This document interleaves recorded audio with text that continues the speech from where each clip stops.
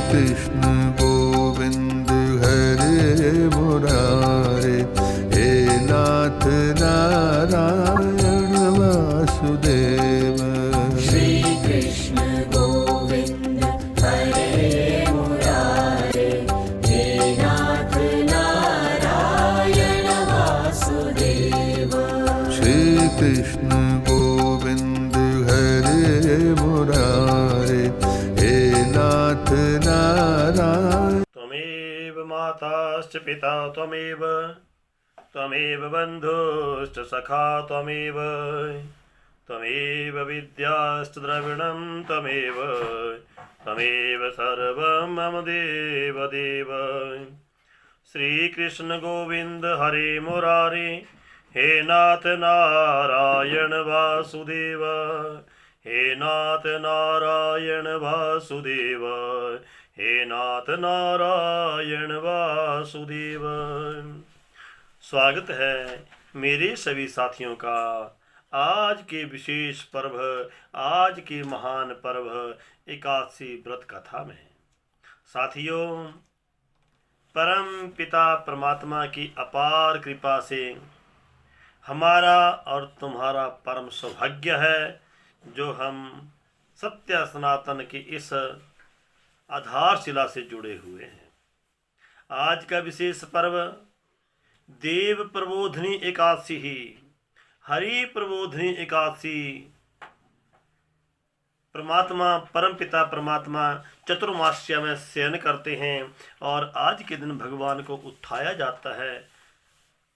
भगवान अपनी योग निद्रा से उठते हैं और अपने पूजकों को आशीर्वाद देते हैं। तो साथियों, श्रवण करें देव प्रबोधनी हरि प्रबोधनी एकादशी की कथा। परमपिता ब्रह्म स्वरूप सृष्टिकर्ता त्रिरूप एक ओंकारधारी ब्रह्मा विष्णु महेश तीनों ही सृष्टि के नेता स्वरूप है। सृष्टि के पालक, सृष्टि के कर्ता, सृष्टि के संरक्षक, सृष्टि का उत्थान करने वाले ब्रह्मा जी मुनि श्रेष्ठों को प्रयागराज के ब्रह्म क्षेत्र में वरदान दे रहे हैं, आशीर्वाद दे रहे हैं, रहस्य को सुना रहे हैं, मुनि जनों को सुना रहे हैं इस एकादशी महात्म्य की विशेष कथा। ब्रह्मा जी कहने लगे कि हे मुनि श्रेष्ठ, अब आप पापों को नष्ट करने वाली, पुण्य एवं मुक्ति को देने वाली एकादशी महात्म्य की कथा को श्रवण करें।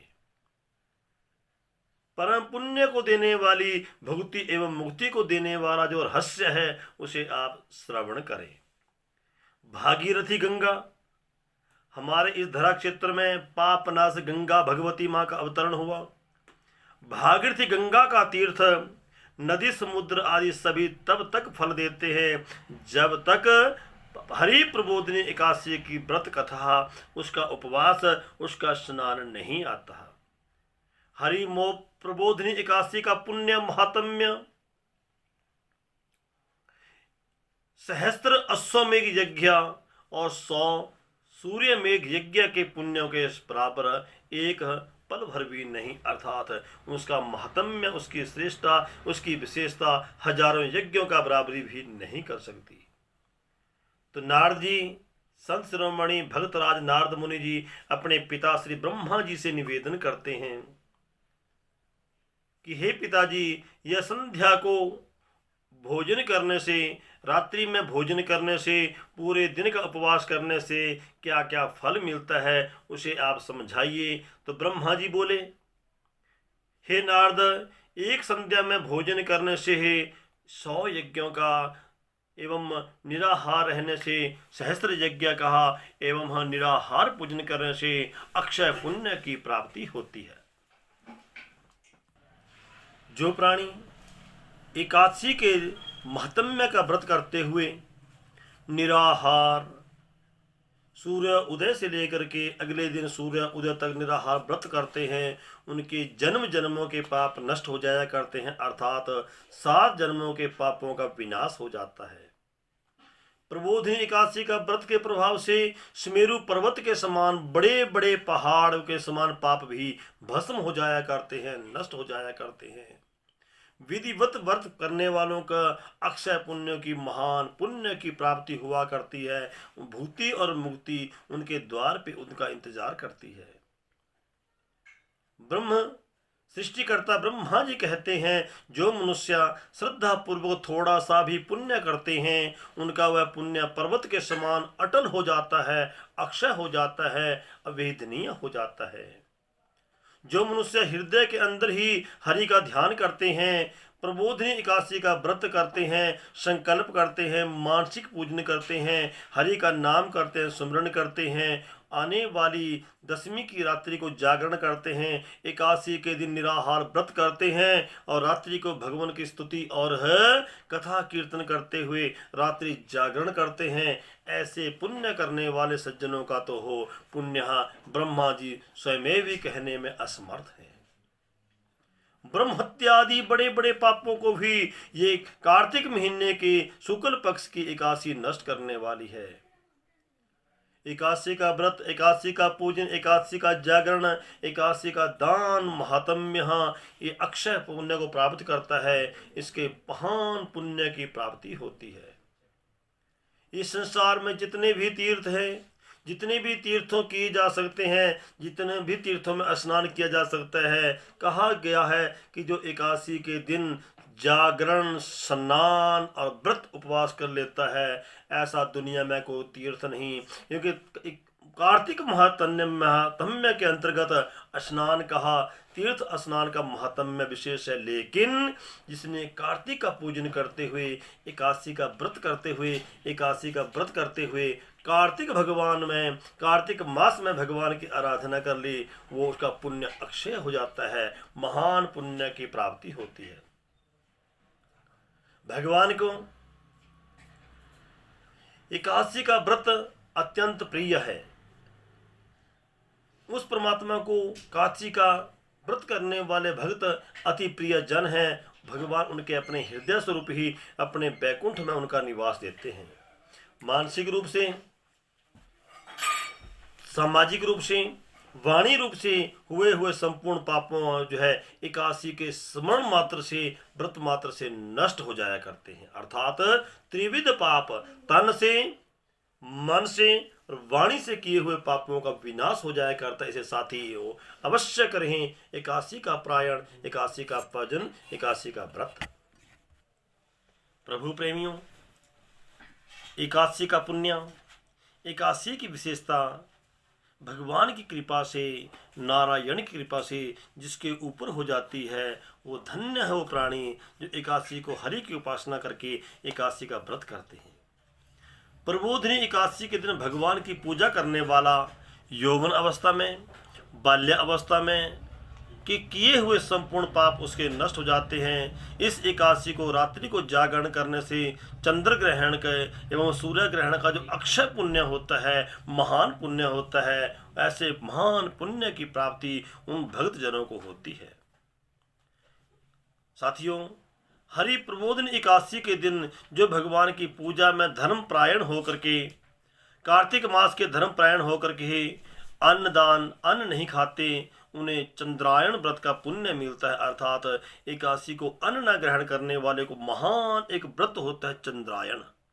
उन्हें चंद्रायण व्रत के पुण्य की प्राप्ति होती है। शास्त्रों की कथा सुनने से, कार्तिक महात्म्य कथा सुनने से उनके ही मन और वाणी से किए हुए समस्त पाप भी नष्ट हो जाया करते हैं।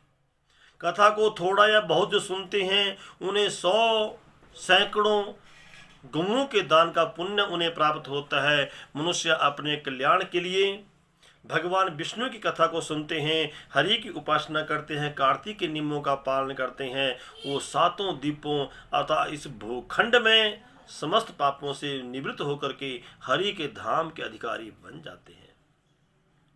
उन्हें इस लोक में सुख, इस लोक में समृद्धि, सुख समृद्धि की प्राप्ति होके अंततः हरि के द्वार को, अंततः हरि के धाम को प्राप्त कर जाते हैं। बोलिए नारायण भगवान की जय हो।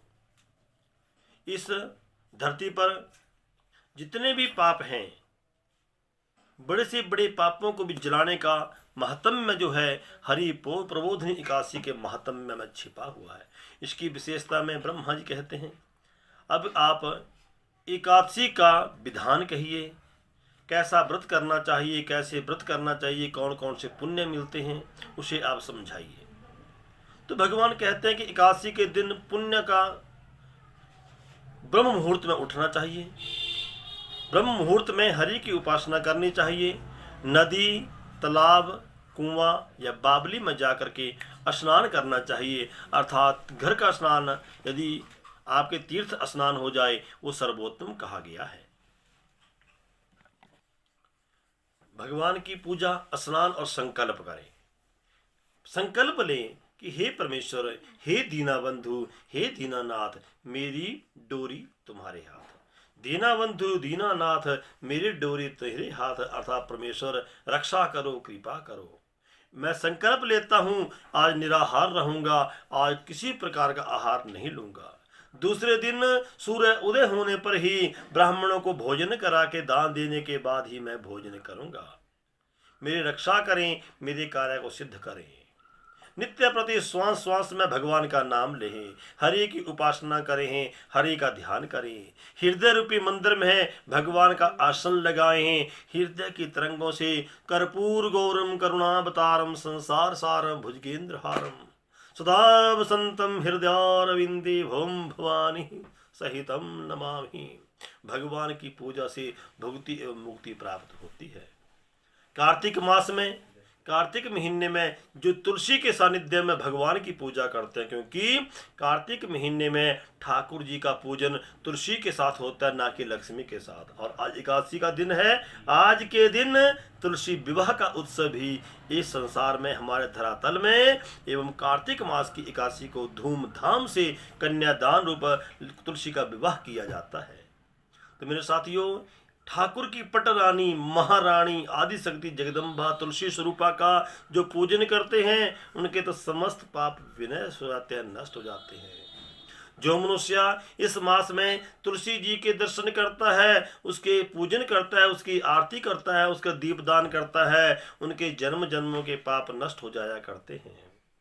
रोपण करता है, सेवा करता है, हजार जन्मों के युगों युगों के पाप भी नष्ट हो जाया करते हैं। संपूर्ण मनोकामनाओं को पूर्ण करने वाला भगवान का कदम्ब पुष्प को लेकर के अत्यंत प्रसन्न नहीं होते, जितना कि तुलसी के पत्र से, तुलसी की मंजरी से भगवान प्रसन्न होया करते हैं।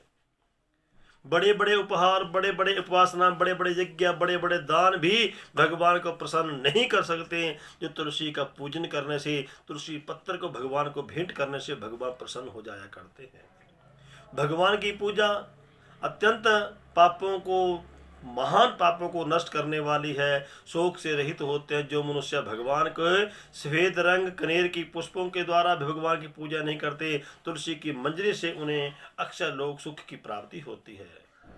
जो मनुष्य भगवान विष्णु की दुर्वा दल से पूजा करते हैं, अर्थात तुलसी दल की पूजा और आगे दुर्वा दल की पूजा, जो ठाकुर जी की, हरि नारायण की दुर्वा दल के साथ पूजा करते हैं, वे पूजा 100 गुना पुण्य को अधिक देने वाली है और अक्षय लोगों को अक्षय पुण्य को देने वाली है।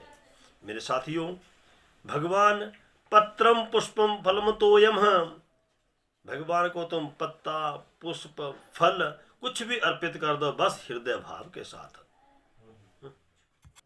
दुर्वा दल के साथ भगवान की उपासना करने से यम के दूत, यमराज के दूत भी उस प्राणी को स्पर्श तक नहीं कर पाते। अर्थात दुर्वा दल से ठाकुर जी का पूजा करने वाले अक्षय सुख की, अक्षय लोक की प्राप्ति होती, अर्थात सर्व पापों से विमुक्त होकर के यम दूतों के यम पासों से, बंधनों से मुक्त हो जाता है। जो मनुष्य स्वर्ण का बना हुआ केतकी पुष्प भगवान को चढ़ाते हैं, उनके करोड़ों जन्मों के पाप नष्ट हो जाया करते हैं। जो मनुष्य भगवान को पीले रगत वर्ण के कमल से सुगंधित पुष्पों से भगवान की पूजा करते हैं, उनके पुण्य को स्वयं ब्रह्मा जी भी कहने में असमर्थ है। इस प्रकार रात्रि को भगवान के पूजा करके, प्रातःकाल शुद्ध जल का स्नान करके नदी में स्नान करें। स्नान करने के पश्चात भगवान की पूजा करनी चाहिए। इसके बाद इसकी पूर्ति के लिए ब्राह्मणों को अन्न, ब्राह्मणों को धन, ब्राह्मणों के लिए यथाशक्ति वस्त्र इत्यादि का दान करना चाहिए। ब्राह्मणों को यथाशक्ति दान और दक्षिणा एक ही निवेदन है। मैं अपने स्वार्थ के लिए नहीं, धर्म की एक मर्यादा को लेके बात बताऊंगा, बुरा मत मानना। तुम छोटे से छोटा, बड़े से बड़ा यज्ञ भी कर लो, यदि आपने दक्षिणा नहीं दी तो आपका दिया हुआ यज्ञ निष्फल है। इसलिए कोई भी छोटे से छोटा, बड़े से बड़ा यज्ञ करो, यथाशक्ति दक्षिणा अवश्य देनी चाहिए मेरे साथियों। दक्षिणा के बिना यज्ञ अधूरा होता है। इस प्रकार ब्राह्मणों को दान दक्षिणा दे करके उनका आशीर्वाद ले, क्योंकि ब्राह्मणों मुख मासीद, क्योंकि ब्रह्मा ब्राह्मण का मुख कहे गए हैं। परमात्मा का मुख स्वरूप भगवान के ब्राह्मण तत्व कहा गया है, इसलिए आशीर्वाद लेना चाहिए। जो मनुष्य फल की आशा करते हैं उन्हें अक्षय फल की प्राप्ति होती है।